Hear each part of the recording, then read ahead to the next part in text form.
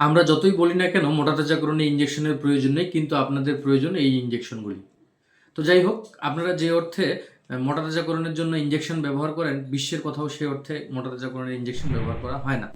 মোটা তাজাকরণের ইনজেকশন বলতে মূলত বিউটাফসফেন অর্থাৎ ফসফরাস, সায়ানোকোবালামিন অর্থাৎ ভিটামিন বি 12কে বোঝানো হয়, যেগুলোকে আপনারা মূলত বাজারে চিনেন ক্যাটোফোর্স প্লাস নামে। এছাড়াও এই দুইটা কোম্পানির বাদে অন্যান্য প্রতিটা কোম্পানির কিন্তু এই ওষুধটি বিদ্যমান, যার মূল কাজ হলো মেটাবলিজম বৃদ্ধি করা, অর্থাৎ খাবারের শোষণ বৃদ্ধি করা। সোজা কথায় সরবরাহকৃত খাদ্যের শোষণ হার বৃদ্ধি করা। প্রয়োজনীয় খাদ্য সরবরাহের পর আপনার গরু যদি মোটা তাজাকরণের অসুবিধা হয় বা কাঙ্ক্ষিত গ্রোথ না পেয়ে থাকেন, তাহলে আপনি এই ওষুধগুলো ব্যবহার করতে পারেন। এগুলো যদি আপনি ব্যবহার করতে চান, তাহলে 10 থেকে 30 মিলি আপনি ছোট থেকে বড় সাইজের যে কোনো গরুতে ব্যবহার করতে পারেন, অর্থাৎ ছোট গরু থেকে 10 মিলি, মাঝারি 20 মিলি এবং বড় গরুতে 30 ml মাংসে ব্যবহার করতে পারেন, অথবা চামড়ার নিচে অথবা শিরাপথে। তবে মাংসে ব্যবহারের ক্ষেত্রে খেয়াল রাখবেন, এক জায়গায় 20 ml এর বেশি ইনজেকশন প্রয়োগ করা যাবে না।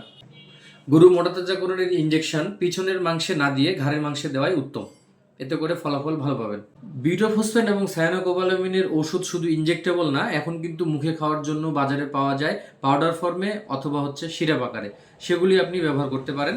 সিরাপ আকারে যে ওষুধগুলো পাওয়া যায় সেগুলি 50 মিলি একদিন পর পর 5 দিন, আর পাউডার ফর্মে যে ওষুধগুলো পাওয়া যায় 30 থেকে 50 গ্রাম একদিন পর পর 5 দিন খাওয়ালেই হয়ে যাবে।